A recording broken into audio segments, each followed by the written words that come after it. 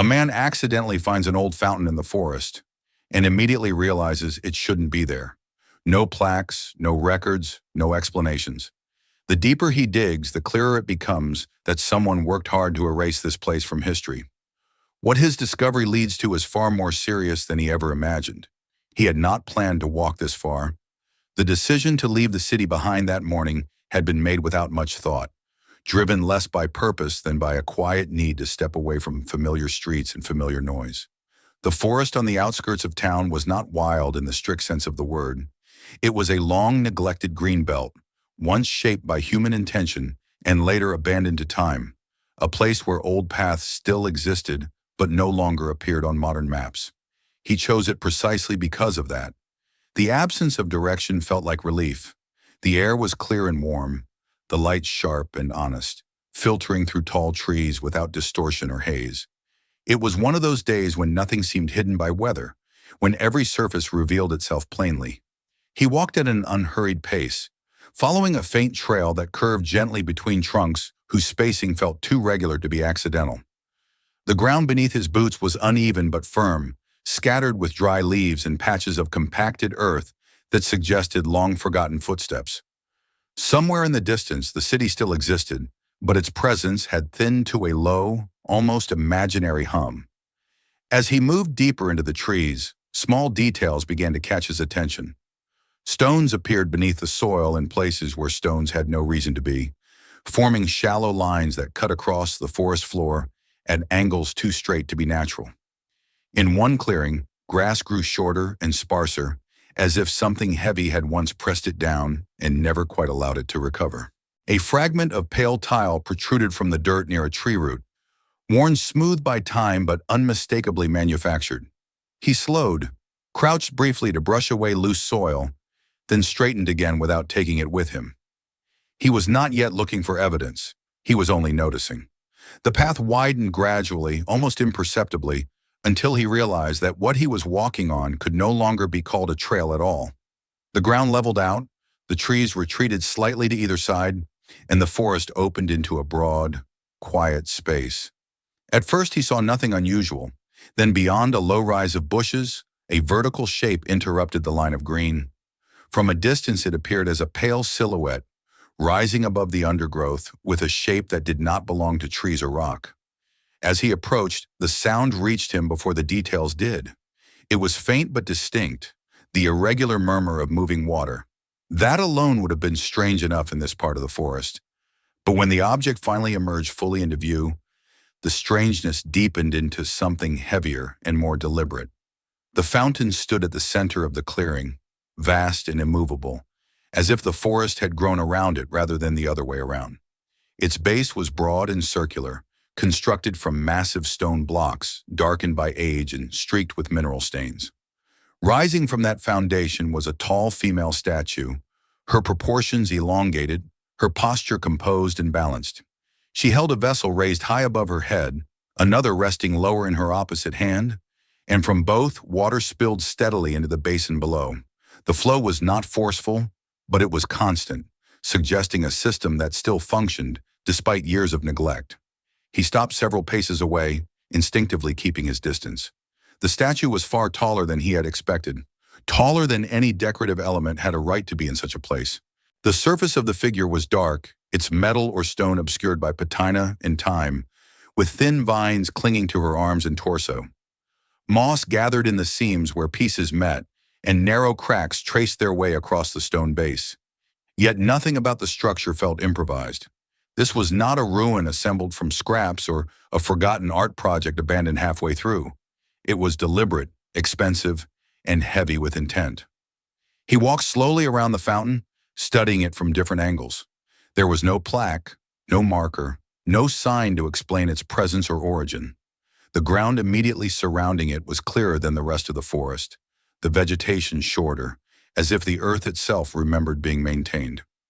Water pooled where the basin overflowed, creating shallow channels that cut into the soil before disappearing into the undergrowth. The sound of it echoed softly, amplified by the stone walls of the base. Up close, the materials revealed themselves more clearly.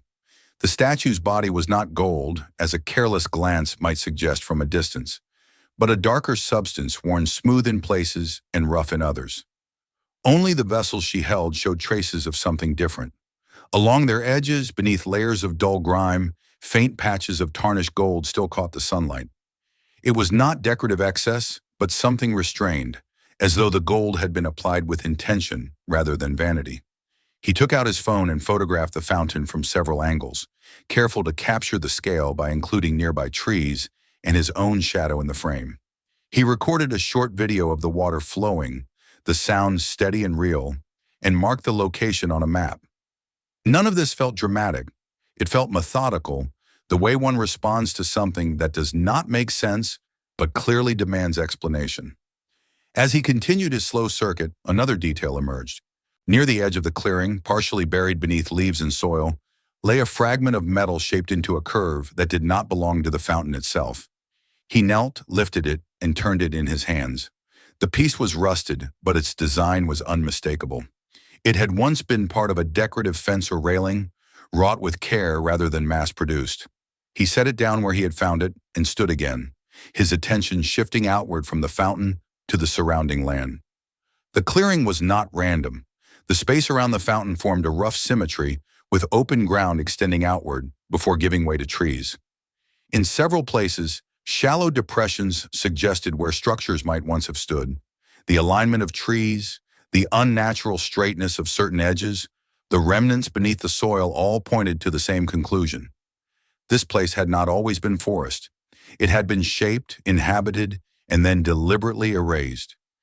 He walked farther out, following one of the faint lines in the ground, until it led him to a small rise where the earth was scattered with broken brick and chunks of mortar. The fragments were old but not ancient, their edges softened by years of exposure rather than centuries. Nearby, the remains of a concrete footing emerged from the soil, forming a rectangle too precise to be anything but the base of a building. He traced its outline with his eyes, reconstructing walls that no longer existed, imagining doors, windows, and roofs that had once defined the space. When he returned to the fountain, he looked at it differently. It was no longer an isolated object, but the center of something larger, the one element left standing when everything else had been stripped away. The forest had crept back in, patient and indifferent, covering traces of human presence, but failing to erase them completely. The fountain resisted that erasure simply by existing, too large to bury, too costly to remove, too useful to discard. He stood at the edge of the basin and tilted his head upward, following the line of the statue's raised arm to the sky beyond. The woman's expression was worn and indistinct, but her stance conveyed calm permanence. Whatever story had unfolded here, she had outlasted it. The realization settled slowly but firmly. This was not a decorative object lost to neglect. It was a remnant, left behind for a reason he did not yet understand. The absence of any official marking, the presence of older structures hidden beneath the soil, and the continuing function of the fountain itself all suggested a history that had not been properly closed. As the sun shifted and shadows lengthened across the clearing, he knew he would not leave this place behind as easily as he had entered it. The questions it raised were too specific, too grounded in physical evidence to be dismissed as curiosity alone. He gathered his things, took one last photograph of the fountain framed by trees, and turned back toward the path that had brought him here. He did not hurry. His steps were measured, his attention fixed on the ground, now alert to details he might have missed before. Somewhere beneath the leaves and roots, more answers waited. He would return, not as a wanderer passing through, but as someone prepared to look more closely at what remained of a place that had been deliberately forgotten. He returned 2 days later, not out of impulse this time, but with a quiet certainty that the place demanded a more careful look. The memory of the fountain had not faded after he left the forest. On the contrary, it had sharpened, replaying itself in fragments. The unnatural symmetry of the clearing, the fragments of stone beneath the soil, the absence of any sign that explained why such a structure existed there at all. He had slept poorly, his thoughts circling the same conclusion again and again. Whatever had stood in that forest before had not disappeared by accident. The morning was again bright, the air dry and transparent, as if the weather itself refused to obscure details. He parked farther away this time, choosing to approach on foot from a different direction, carrying a small backpack with water, gloves, a compact flashlight, and simple tools meant more for clearing leaves than for excavation. He had no intention of digging deeply or damaging anything. The goal was observation, not intrusion. As he entered the forest, his pace slowed naturally. His attention moved outward, no longer fixed on the destination alone. He began to notice patterns he had ignored before. Certain trees grew in lines too straight to be coincidence, their trunks spaced with an almost architectural rhythm. In places, the undergrowth thinned abruptly, creating shallow corridors where the soil felt firmer beneath his boots. These were not animal paths. They were the remains of something planned. When the fountain came into view again, it no longer surprised him. Instead, it anchored his perception of the surrounding space. He stopped short of it and turned away deliberately, forcing himself to study the clearing from the outside inward rather than rushing toward its center. The ground sloped gently in several directions, and as he followed those slopes, more details emerged. Near the eastern edge of the clearing, a faint line cut through the grass, almost invisible unless one knew to look for it. He knelt and brushed aside dry leaves with his gloved hand. Beneath them lay stone, flat and rectangular, its surface worn smooth by countless footsteps long gone. He cleared more, revealing a sequence of similar stones forming a path that extended beyond the clearing and disappeared beneath the trees. The stones were laid with care, aligned precisely, and spaced in a way that suggested regular use rather than decorative intent. He followed the path slowly, counting his steps, noting how its direction aligned with the fountain. It was not random. It led toward the center, as if guiding visitors from a distant entrance to a focal point. Along its edges, the soil dipped slightly, hinting at where borders or low walls might once have stood. In one spot, a broken piece of ceramic tile lay half buried, its pattern faded but unmistakably ornamental. Farther along, the path intersected another, broader and more damaged, as though heavy weight had once passed over it repeatedly. Here the stones were cracked, some displaced, others missing entirely. Grass and weeds had filled the gaps, but the underlying structure remained legible. He stood at the intersection for a long moment, imagining carriages or vehicles approaching, guests arriving, the place alive with motion and purpose. Beyond the intersection, the terrain changed subtly. The ground rose and flattened into a wide, rectangular area, marked by scattered debris. Brick fragments lay among the roots, some with traces of pale plaster still clinging to them. He crouched and picked one up, turning it in his hand. The brick was old but not crude, its edges worn yet precise, suggesting skilled workmanship rather than improvisation. He walked the perimeter of the area slowly, tracing an invisible outline with his steps. The shape became clearer with each pass. This had been a building, substantial in size, its footprint far larger than any small outbuilding or shed. The remains of concrete footings emerged in places where erosion had exposed them, forming straight lines that met at clean angles. He measured one section with his stride and estimated the scale.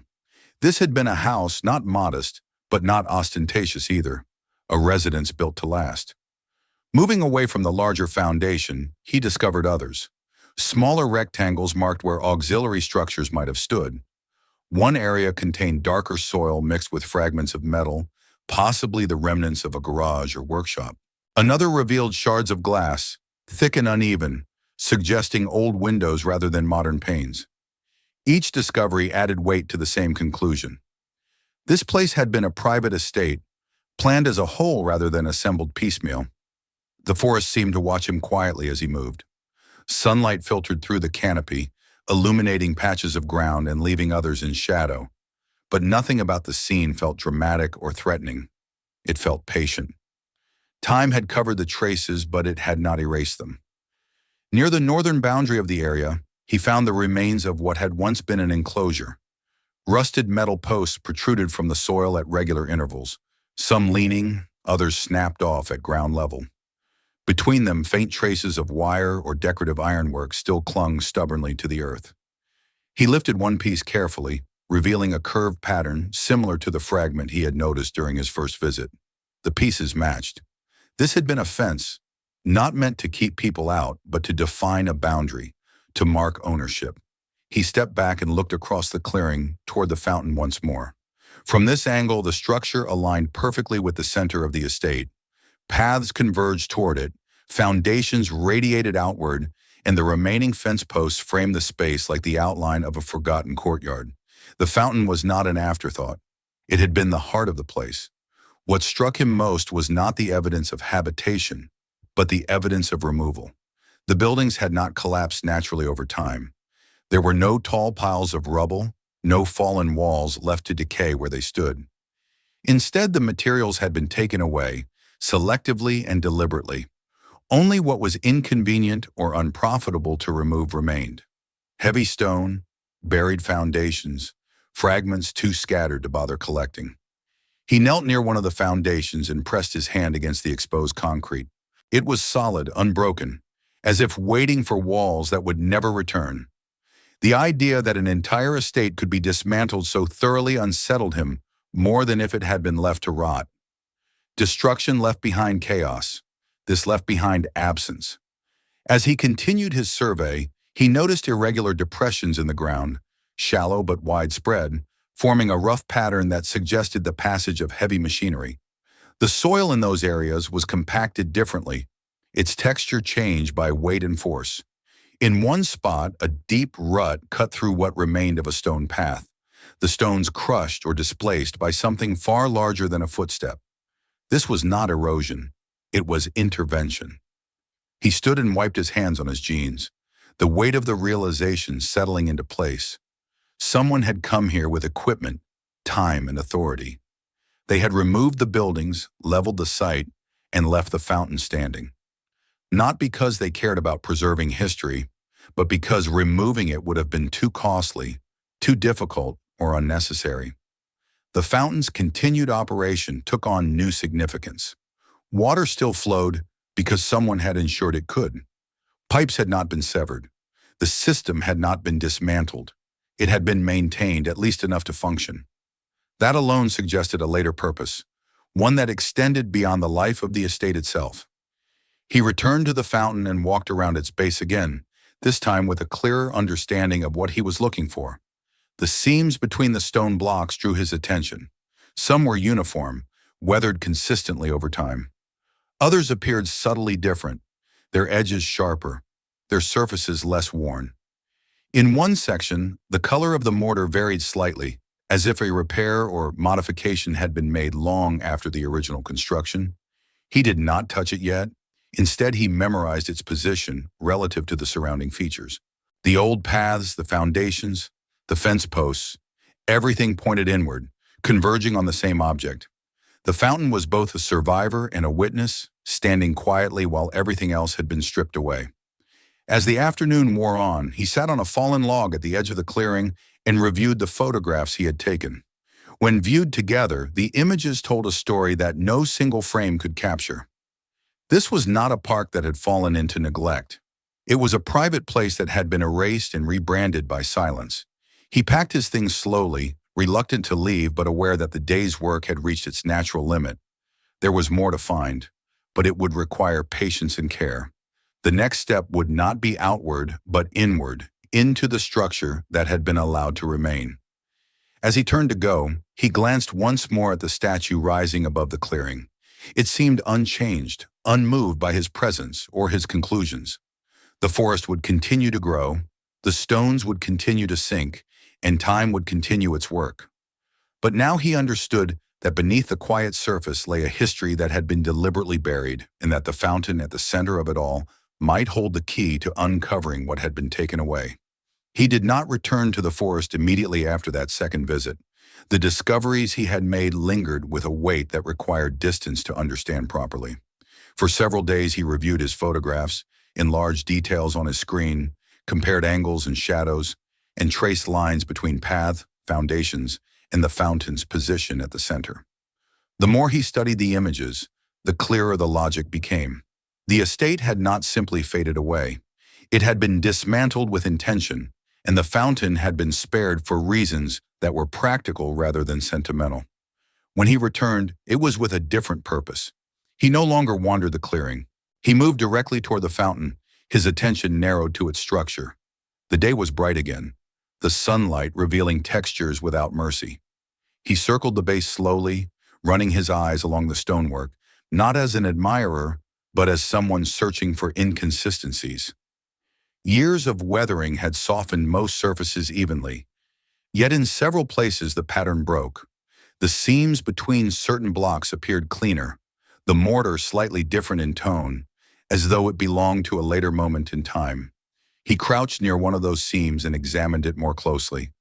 The stone there bore fewer cracks, its edges sharper, less eroded by water and frost. He pressed his fingers into the narrow gap and felt resistance that was not entirely solid. When he tapped gently with his knuckles, the sound changed, duller than the surrounding stone. It was not hollow in the obvious sense, but it was not uniform either. The difference was subtle, but it was enough. He stepped back and considered the fountain as a whole. If the structure had been altered after the estate was removed, it would not have been done carelessly. Any addition would have needed to blend in to avoid drawing attention. A hidden access point, disguised as original stonework, would have been the simplest solution. The question was not whether such a thing existed, but whether it could be opened without causing damage. He pulled on his gloves and retrieved a small tool from his bag, something thin and flat, meant for prying rather than cutting. He worked patiently, testing the edge of the stone, applying pressure only where the seam gave slightly. For a long moment, nothing happened. Then, with a faint shift he could feel more than hear, the panel loosened. He stopped immediately, his breath shallow, aware that this was the point beyond which observation turned into intrusion. But whatever hesitation he felt was outweighed by the certainty that this space had been meant to be found by someone, if not now, then someday. He eased the panel outward, just enough to reveal darkness beyond. The niche was shallow but deep enough to conceal several items. He reached inside carefully and withdrew a bundle wrapped in thick, yellowed cloth. The fabric crumbled slightly at the edges, but held together long enough for him to set it gently on the ground. Beneath it lay another object, smaller and heavier, its shape irregular under his touch. He removed that as well and closed the panel, leaving it as close to its original position as he could manage. He carried the bundle a short distance away and sat on the stone edge of the fountain's base, the sound of water filling the silence. Unwrapping the cloth revealed a collection of objects arranged with deliberate care. Papers lay folded and stacked, their edges worn but protected from moisture. A small leather pouch rested beside them, its surface darkened by age. Beneath it all were several photographs, their corners rounded, their images faded but intact. He examined the documents first. They were not random scraps but official papers, stamped and signed, bearing dates that stretched back decades. Land ownership records, tax receipts, correspondence addressed to a name that appeared again and again. The handwriting was careful, formal, the language precise. As he read, a picture began to form. The estate had belonged to a single family for generations, its boundaries clearly defined, its ownership legally documented. The tone of the document shifted as the dates progressed. Early papers spoke of maintenance, improvements, permissions requested and granted. Later ones grew tense. Notices, demands, legal language that carried the weight of authority. There were references to redevelopment, to public interest, to deadlines imposed and extensions denied. One letter in particular stood out, its phrasing abrupt, its demands absolute. The family was instructed to vacate the property within a fixed period, compensation offered in terms that were vague and insufficient. He set the papers aside and turned to the photographs. They showed a different reality. The estate as it had once been, alive and inhabited. The fountain appeared in several images, cleaner then, its stone pale and unblemished. Children stood near it, their expressions unguarded. Adults posed formally in front of the house, which now existed only as foundations beneath the forest floor. The images captured moments of celebration and routine alike, the ordinary life of people who had believed the place was theirs to keep. The leather pouch contained personal items rather than valuables in the usual sense. A chain, a ring, a brooch, each worn smooth by handling. They were not extravagant, but they carried the unmistakable weight of sentiment. These were things someone would hide not for their monetary worth, but because they mattered. As he sifted through the contents, a pattern emerged. The items had not been gathered hastily. They had been selected, preserved, and concealed with care. Whoever had placed them in the niche had known the fountain would remain standing, even if everything else was taken away. The fountain had been chosen as a last refuge for memory. He leaned back against the stone, the magnitude of the story settling slowly. This was not abandonment. It was forced removal. The estate had not been lost to decay or financial ruin. It had been claimed, repurposed, its history buried beneath legal language and heavy machinery. Yet questions remained. If the family had been removed, why leave these things behind? Why hide them rather than take them away? The answer suggested itself gradually. Perhaps they had hoped to return, or perhaps they had known that leaving the area under scrutiny would invite confiscation. The niche was not merely a hiding place, but a safeguard, a way of anchoring proof to the land itself. He photographed each document carefully, ensuring that dates, stamps, and signatures were legible. He did the same with the photographs, capturing both the images and the damage time had inflicted on them. He did not remove the originals. Instead, he wrapped them again and returned them to the niche, sealing the panel as carefully as he could. Taking them felt wrong. They belonged to the place, at least for now. Before leaving, he examined the fountain once more, this time with a deeper understanding of its role. It was not only a decorative structure or a survivor of demolition, it was a container, both literal and symbolic, holding evidence of a life that had been erased but not entirely destroyed. As he walked back through the forest, the path felt different beneath his feet. Each stone, each fragment of foundation now carried context. The estate was no longer an abstract idea reconstructed from debris. It was a real place, inhabited by real people, undone by decisions made elsewhere. That evening at his desk, he began organizing the information he had gathered. Names, dates, locations, all laid out in careful order. One detail, however, refused to fit neatly into the timeline: the fountain itself. The documents confirmed that the estate had existed long before the forest reclaimed it, but they did not explain why the fountain still functioned. Pipes required maintenance. Water systems did not survive untouched for decades. That realization led him to a new conclusion, one that unsettled him more than the discovery of the niche. The fountain had not merely been left behind. It had been preserved. Someone at some point had decided it was useful, and that meant the story did not end with the family's removal. It continued quietly, through the years that followed, hidden behind stone and water, waiting for someone willing to look closely enough to see where memory ended and something far less innocent began. The documents he had photographed in the forest did not leave his thoughts. They followed him into the quiet hours of the evening, resurfacing each time he closed his eyes. The names, the dates, the formal language of authority that had ended a family's life in that place, all demanded verification. If the estate had been removed legally, there would be records. If it had not, the absence itself would speak just as loudly. Either way, the next step lay beyond the forest, in the ordered world of registries, archives, and official maps. He began with what was easiest to access: public databases, digital registries, scanned municipal records. At first, the process felt routine. He entered the name of the area, then variations of it, accounting for changes in administrative boundaries over time. He searched by street names that no longer existed, by parcel numbers referenced in the documents from the niche, by the surname of the family who had owned the land. The results were sparse then non-existent. The land appeared as a blank stretch of green, classified as a public forest zone. Its designation dated years after the final documents found in the fountain. That discrepancy alone was troubling. Land did not simply change status without a trace. There should have been a chain of ownership, a record of transfer, a justification for reclassification. Yet the digital trail stopped abruptly. The estate did not appear in the list of protected historical properties, nor did the fountain appear in any registry of cultural or architectural monuments. For an object of its size and complexity, that omission was not merely strange, it was statistically improbable. He widened the scope of his search.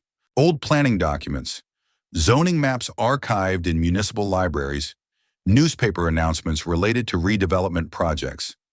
Gradually, fragments began to emerge. An outdated map from several decades earlier showed a large private parcel in the same location, its outline matching the foundations he had traced in the forest. The parcel was labeled with the family's name. A later map, issued less than 10 years after the date of the eviction notice he had photographed, showed the area marked as undeveloped land, with no mention of prior structures. He compared the two images carefully, aligning them by landmarks that still existed. A bend in the nearby road, the curve of a river, the outline of a hill.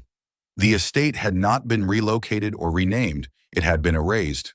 The next question concerned the fountain itself. If it was not listed as a protected object, then what was its legal status? He searched through procurement records and public tenders related to urban improvement and cultural initiatives. These databases were dense, filled with vague project names and generalized descriptions. He began reading through them methodically, filtering by time period and location. After hours of searching, a familiar phrase appeared: a municipal program described as a cultural enhancement initiative aimed at revitalizing neglected green zones. The project description mentioned the installation and restoration of decorative elements, including sculptural compositions and water features. No images were included. The language was broad enough to cover almost anything, and the budget allocated to the project was substantial. He read the document several times. The dates matched the period shortly after the estate's removal. The location was described in terms that aligned with the forest boundaries, though no precise coordinates were given. The contractor listed was a company he did not recognize, one with a generic name and a history that seemed oddly short for an organization entrusted with a project of that scale. He dug deeper. The company had won several tenders in a short span of time, all related to cultural or environmental projects. In each case, the descriptions were similarly vague, the budget similarly generous. The pattern was not overtly illegal on its face, but it was consistent in a way that suggested design rather than coincidence.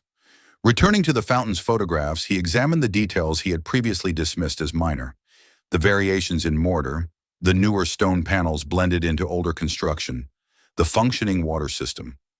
These were not signs of preservation carried out with transparency and care.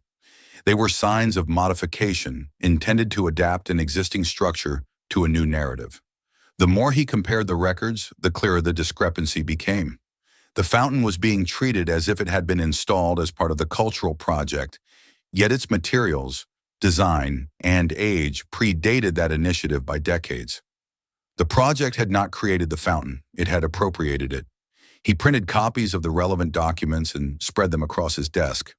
On one side lay the family's ownership papers, eviction notices, and personal photographs. On the other lay the municipal records, procurement summaries, and project descriptions. Between them was a gap that could not be explained by oversight alone. Something had been deliberately omitted. To understand how, he turned to older, less polished sources. Local newspapers archived on microfilm, reports from planning committees published before digitalization, public notices pinned in municipal buildings and later scanned. In one such notice, buried among routine announcements, he found a brief reference to a redevelopment approval concerning the area in question. The language was technical, devoid of human detail. It spoke of reclassification, public access, and future use. It did not mention the family by name. The approval date preceded the eviction notice by only a few months. He leaned back in his chair, the implications settling slowly. The decision to repurpose the land had been made before the family was removed. The legal process that followed was not the cause of the removal, but its justification. Once the land was reclassified, the estate became an obstacle rather than a home. That alone would have constituted a serious abuse of authority, but the presence of the fountain complicated the matter further. The cultural project that followed appeared to serve two functions. On the surface, it transformed the cleared land into a public green space, erasing visible traces of private ownership. Beneath that surface, it provided a financial mechanism through which public funds could be allocated, spent, and accounted for with minimal scrutiny. He traced the flow of money as best he could from publicly available data. The amounts allocated for decorative installations exceeded reasonable estimates by a wide margin. The reports describing completed work were vague, often repeating the same phrases across different projects. The fountain, described as a newly installed sculptural water feature, appeared in summary form without photographs or detailed specifications. The conclusion was unavoidable. The fountain had been presented as something it was not. Its existence had been repurposed to justify expenditure, its presence used as evidence of work completed, while the structure itself had merely been modified enough to pass a superficial inspection. In doing so, it had become part of a larger mechanism, one designed to obscure both the original dispossession of the family and the subsequent misuse of public funds. What disturbed him most was the simplicity of it. No elaborate concealment, no dramatic falsification. Just enough paperwork, just enough alteration, just enough silence. The estate vanished, the fountain remained, and the land was reborn under a narrative that left no room for the people who had once lived there. He returned to the forest briefly after assembling these findings, not to investigate further, but to observe.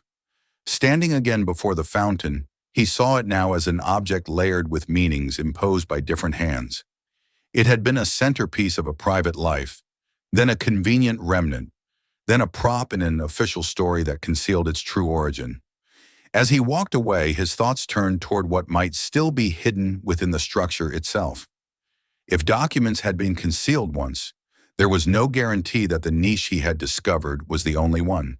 And if the fountain had been modified to serve a financial narrative, those modifications might have left behind traces more incriminating than any archival omission. The records had told him what was missing. The forest had shown him what remained. Now he understood that the next answers would not be found in databases or libraries, but in the physical spaces where paper trails ended and deliberate silence began. The conclusions he had drawn from the records did not satisfy him. They clarified the outline of what had happened, but outlines alone were never enough. Documents could disappear, databases could be altered, and official language could be shaped to conceal as much as it revealed. If the fountain had been used as part of a cultural project, then that project would have left a trail deeper than the surface-level summaries he had already found. The logic of bureaucracy was consistent in one regard. Even the most carefully disguised schemes required repetition, and repetition left patterns. He began again, this time not searching for the fountain itself, but for everything that surrounded it in paperwork. He widened his search to include municipal budgets from the period following the estate's removal, scanning not only cultural initiatives, but also environmental programs, public space renovations, and infrastructure improvements. The titles varied, but the language within them repeated familiar phrases. Revitalization, enhancement, preservation. Each term carried the same promise of public benefit, and each obscured the specifics behind it. He built a timeline on his desk, aligning the family's eviction notices with municipal approvals, funding allocations, and project completions. As the dates settled into place, the sequence became impossible to ignore. The land was reclassified first, quietly and efficiently. The family was removed shortly after, their objections addressed only through formal language and imposed deadlines. Then, within a narrow window of time, the cultural project appeared, complete with generous funding and minimal oversight. The contractor responsible for the project became his next focus. At first glance, the company appeared legitimate. It was registered, licensed, and had fulfilled multiple public contracts. Yet when he traced its history, irregularities emerged. The company had been established only a few years before receiving its first major municipal project. Its initial contracts were small, almost symbolic, and then suddenly its scope expanded dramatically. Large sums were allocated to it for work described in abstract terms, without the level of documentation normally required for projects of that scale. He compared the company's filings across different projects. The descriptions of work performed were nearly identical, even when the locations and objectives varied. Decorative elements, sculptural installations, water features, landscape integration. The repetition was too precise to be coincidence. It suggested a template, reused again and again, adaptable to any location where funds needed to be moved quickly and quietly. The fountain fit perfectly into that template. It existed already, massive and costly enough to justify significant expenditure on paper. By presenting it as a newly installed or restored feature, the project could claim expenses for materials, labor, and specialized expertise that had never been required. Minor modifications, cosmetic repairs, and system adjustments would be enough to support the narrative. He returned to the photographs he had taken at the fountain, examining them with this new understanding. The differences in mortar, the newer panels disguised among older stone, the functioning water system that should have failed long ago. These were not acts of preservation. They were acts of adaptation, designed to make an old structure appear newly justified. The deeper he looked, the more connections emerged. The same officials appeared repeatedly in approval documents, their signatures authorizing funds across multiple projects. The same phrases appeared in inspection reports, suggesting that reviews had been conducted in form rather than in substance. In some cases, entire sections of text were identical, copied from one document to another, with only the location name changed. He printed several of these reports and laid them side by side. The alignment was exact. This was not negligence, it was a system. What troubled him most was how effectively the scheme erased human cost. The family's removal became a footnote, absorbed into a larger narrative of public improvement. Their estate was transformed into a green zone, their home into an unmarked absence, their history buried beneath administrative language. The fountain, once a symbol of private life, had been converted into proof that public funds had been well spent. The logic was cold, but efficient. Remove the obstacle, repurpose what remains. Write the story afterward. Yet one element continued to resist that logic: the family's hidden niche. The care with which those documents, impersonal items, had been concealed suggested forethought, even defiance. Someone had anticipated that the official version would eventually overwrite the truth. The niche was not merely a repository of memory, it was a counter-record, anchored physically to the land in a way no archive could erase. That realization led him back to the fountain itself, not as an object of aesthetic interest, but as a structure with internal logic. Large fountains were not solid blocks of stone. They contained channels, access points, and cavities designed for maintenance. If the fountain had been modified to support a financial narrative, those modifications would have required access to its interior. And if access had been granted once, it might have been used more than once. He reviewed the technical diagrams he found attached to one of the procurement documents, generic drawings included to satisfy formal requirements. Though they did not correspond exactly to the fountain's design, they provided a framework for understanding how such structures were typically built. Maintenance hatches, drainage systems, and concealed service corridors were standard features, even in older constructions. The idea took hold gradually but firmly. The niche he had discovered might not have been the only hidden space within the fountain. The family had used it to preserve their story, but those who came after them might have used other spaces for different purposes. If documents existed that directly tied officials and contractors to financial manipulation, they would not be stored in municipal offices. They would be kept close to the object that justified the scheme, hidden in plain sight, protected by the assumption that no one would look too closely. He felt the familiar tension of risk-return, sharper now than before. This was no longer a matter of historical curiosity. The documents he had uncovered pointed to an ongoing system, one that might still be benefiting people with influence and resources. Disturbing that system, even unintentionally, carried consequences. He took precautions. He backed up his findings in multiple locations, stored copies with timestamps, and organized his materials so that their meaning would be clear even if he were forced to step away. He did not share his conclusions widely, limiting his discussions to factual inquiries that would not attract attention. Silence, he understood, could be a form of protection as much as secrecy. When he finally returned to the forest, it was with a different awareness. He moved carefully, attentive not only to what he saw, but to what might indicate recent activity. Tire tracks near the edge of the clearing, disturbed soil, footprints that did not belong to hikers. The forest was quiet, but quiet no longer meant empty. He approached the fountain slowly, scanning its surface for signs he had missed before. The first niche had been concealed with subtlety, intended to blend into the original design. If others existed, they would likely follow a similar logic. He traced the contours of the base with his eyes, noting symmetrical features, repeating patterns, in areas where access would make practical sense.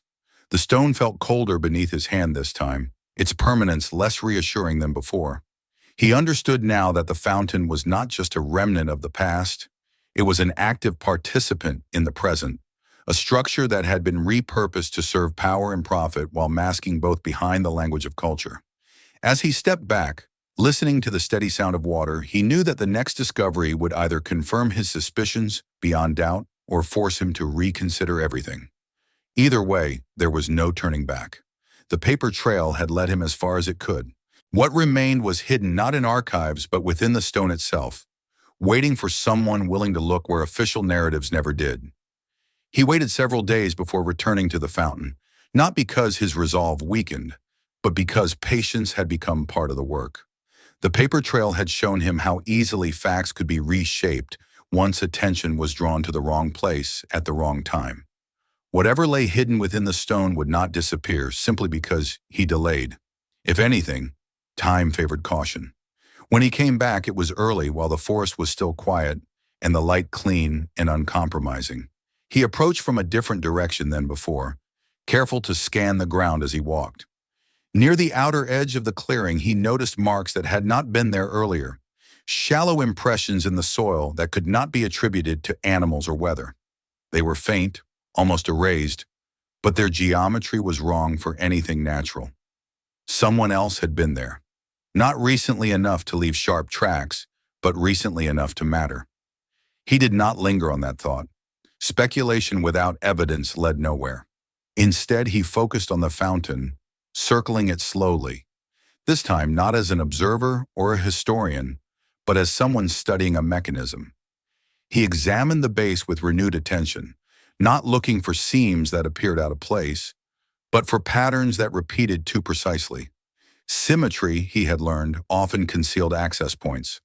What appeared decorative was frequently functional beneath the surface. The sound of water masked smaller noises, and he used that to his advantage, pressing his ear close to the stone in several places, tapping lightly and listening for differences in resonance. Most of the base responded uniformly, dense and solid. Then, near the rear of the structure, partially obscured by a shallow depression in the ground, he heard it. The tone changed subtly, the sound duller, deeper. It was not hollow in the way the first niche had been, but it suggested space beyond stone.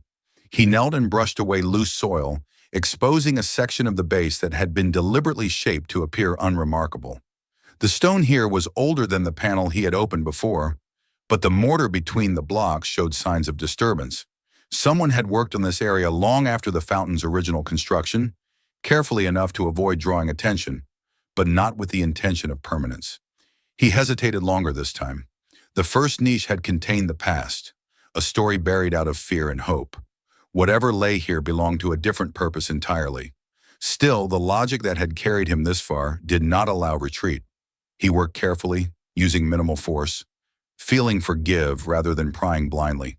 The stone shifted slightly, then resisted, as if designed to discourage casual discovery. After several minutes of slow, methodical effort, a narrow opening appeared, just wide enough to reveal darkness beyond. He widened it incrementally, aware that damage would not only destroy evidence, but also announce his actions to anyone watching from a distance. When the opening was finally sufficient, he angled his flashlight inside. The space beyond was larger than the first niche, extending deeper into the structure. The interior walls bore marks of deliberate modification, rougher than the surrounding stone, as if carved or expanded hastily rather than crafted as part of the original design. At the far end of the compartment sat a sealed plastic container, its surface coated with dust and mineral residue, its edges dulled by time. He retrieved it carefully, placing it on the ground beside him before sealing the opening as best he could. The container was heavier than expected, and when he opened it, the contents confirmed what he had already suspected. Inside were documents tightly packed and wrapped in layers of plastic to protect them from moisture. Unlike the papers in the first niche, these bore no sentimental value. They were instruments. He began reading immediately, photographing each page as he went. The documents included contracts, internal correspondence, financial statements, and copies of approvals bearing official seals. The names he had encountered in municipal records appeared again here, no longer abstract or implied, but directly connected to specific actions. There were spreadsheets detailing expenses that did not match physical reality, invoices for materials never used, labor costs assigned to non-existent crews. One folder contained drafts of inspection reports, identical in structure to the finalized versions he had found in public archives, but with annotations in the margins. Notes corrected figures, suggested language changes, and marked sections to be removed before submission. The handwriting was casual, confident, belonging to someone accustomed to shaping outcomes rather than merely recording them. As he read, the structure of the scheme became unmistakable. The cultural project had served as a conduit, allowing funds to be allocated under the pretense of public benefit. The fountain, presented as newly installed or extensively restored, justified a significant portion of the budget. In reality, only minimal work had been done, enough to support the illusion of progress. The remainder of the funds had been diverted, distributed among contractors and intermediaries whose roles existed only on paper. The documents did not stop there. They extended beyond the fountain, referencing similar projects in other locations. The same language, the same figures adjusted slightly to fit new contexts. This was not an isolated incident. It was a model, repeated wherever land could be reclassified and history erased. He paused, listening to the forest around him. The birdsong felt distant, the rustle of leaves sharper than before.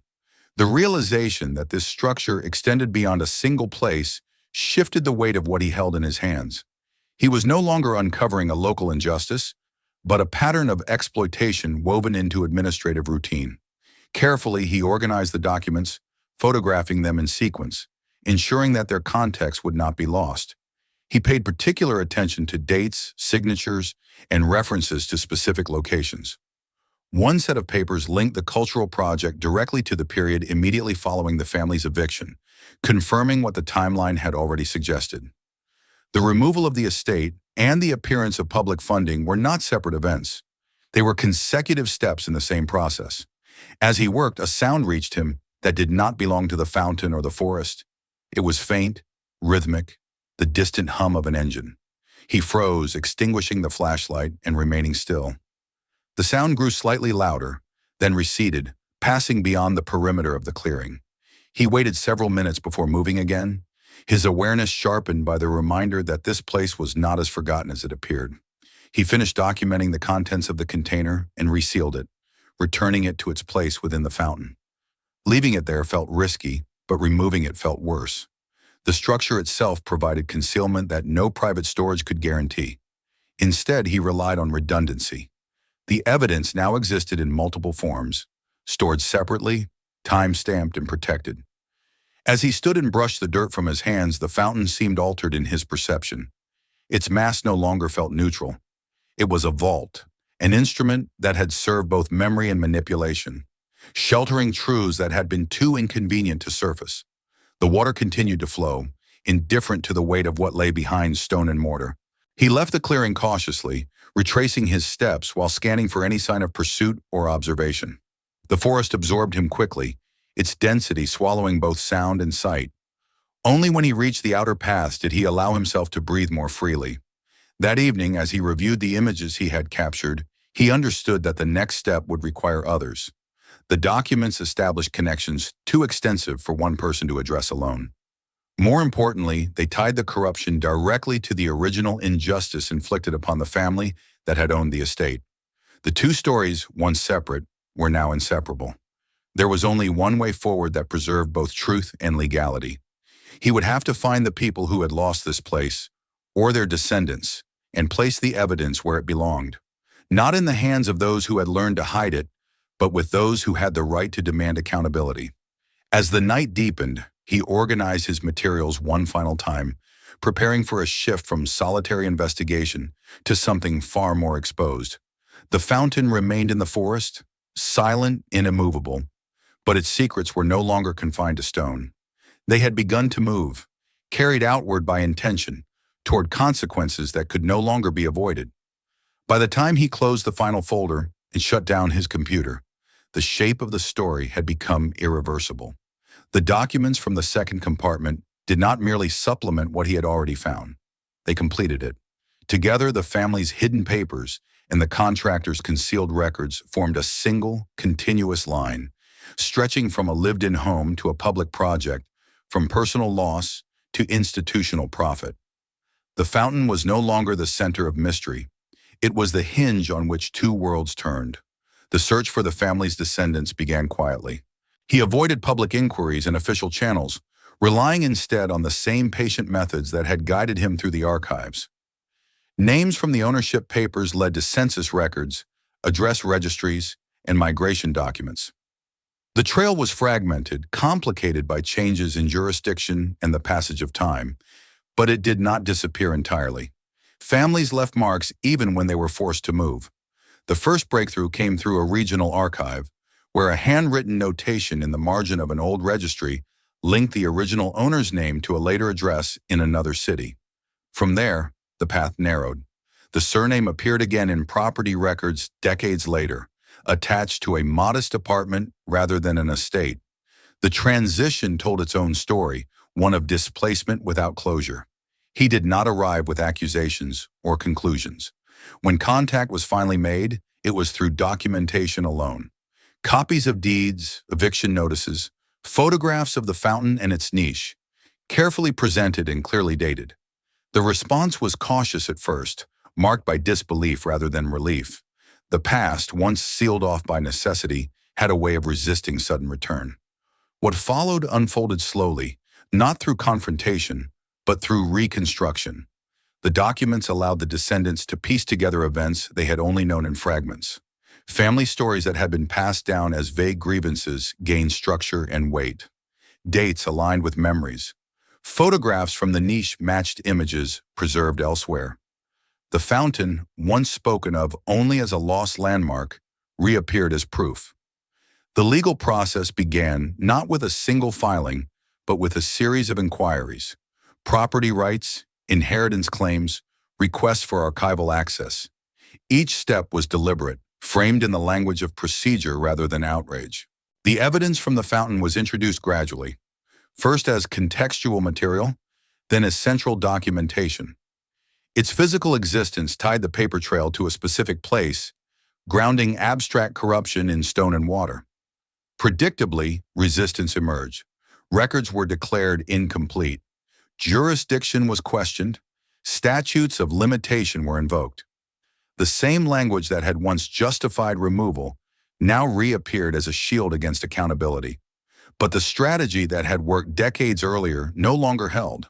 The documents from the second compartment provided specificity where ambiguity was expected. Names, amounts, internal notes. Too much detail to dismiss as coincidence. As scrutiny increased, so did attention. Journalists began asking questions, not about the family, but about the cultural projects themselves. Budgets were compared across regions. Similar patterns surfaced. What had seemed local revealed itself as systemic. The fountain's story resonated not because it was unique, but because it was familiar in ways few had previously been able to prove. Throughout the process, he remained careful not to position himself as the center of the narrative. His role was limited to that of witness and archivist, someone who had connected fragments rather than created them. The story belonged to the land and to those who had been removed from it. His task was simply to ensure that the evidence could no longer be ignored. The forest changed as months passed. The paths remained, but they were no longer empty. Surveyors returned, then inspectors. The fountain was examined not as an aesthetic object, but as a structure with legal significance. Its modifications were cataloged. The niches were documented under supervision, their contents transferred into official custody. For the first time in decades, the fountain was acknowledged as something other than decoration. The outcome of the proceedings was neither immediate nor absolute. Some claims succeeded, others stalled, but the silence that had surrounded the estate was broken. The land's history was restored to public record, its erasure formally recognized. The family's name returned to maps, footnotes, and court documents, where it had always belonged. On a quiet afternoon, long after the initial urgency had passed, he returned to the clearing once more. The forest stood much as it always had, indifferent to human resolution. The fountain remained at its center, water flowing steadily, its surface marked by time, but unchanged in form. He stood where he had first stopped months earlier and looked up at the statue, at the vessels raised and lowered in perpetual balance. The place no longer felt forgotten, not because it had been transformed, but because it had been understood. What had been hidden was no longer hidden. What had been taken without acknowledgement had been named. He left without ceremony, following the old paths back toward the edge of the forest. The stones beneath his feet were the same, the light unchanged. Yet the weight they carried had shifted. The fountain would continue to stand, as it always had, but it would no longer stand alone. If you enjoyed this story, subscribe to the channel so you don't miss what comes next. Watch our other videos for more hidden stories and discoveries like this one, and share this video with anyone who loves real mysteries and forgotten histories. Your support helps these stories reach more people.